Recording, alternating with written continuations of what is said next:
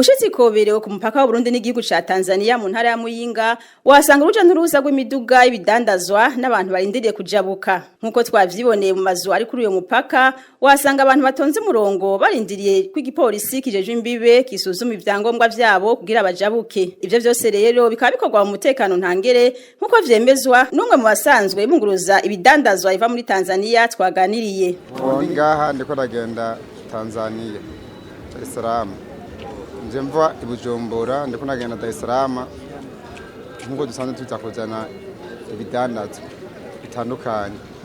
Umutekano y'ibi bihugu bibi Tanzania n'u Burundi mahoro asanzwe ahara ari meza. Ivyo biravugwa ariko kubera atabari bwa mbere tuvyumvise dusanzwe tuzi ukuntu igihugu cacu kimeze twe tubandanya muri bwa bumwe nyene twikorera akazi kacu kuko ubwa mbere tuvyumvise kandi bizohera no kuvuga.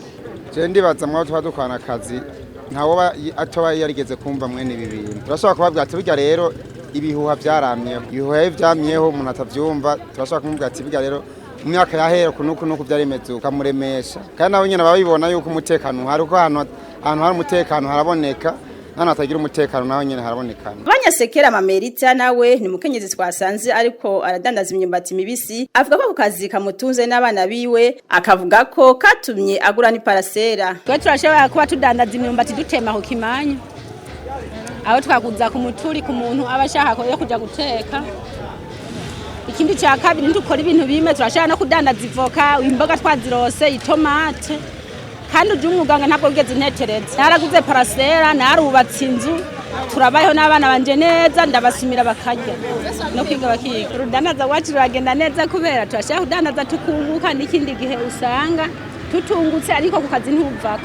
Avuga ko ivyo vyose rero bishoboka kubera umutekano uba bafise. Umutekano wabo songeza amaso ndabona menga ntangorane ku gihugu naho ntangorane je mbona menga birimo biragenda neza.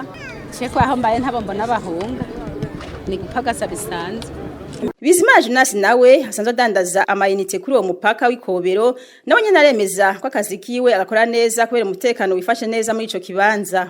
Je sanzwe n'umukozi wa Limikashi kuba sanzwe n'umukozi wa Limikashi twazinuka ngaha tugatanga amayinite tukarotira nyene tukaronka komisiyo nyene ko umutekano uriho kubera twebwe aha kubera nta bintu bihari birimwe biradutesha umutekano.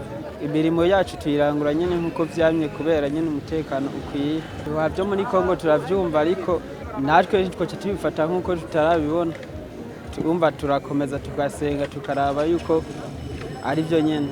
Ivyo byose rero bikaba bishoboka kubera gukorana neza muri ya Nyabune.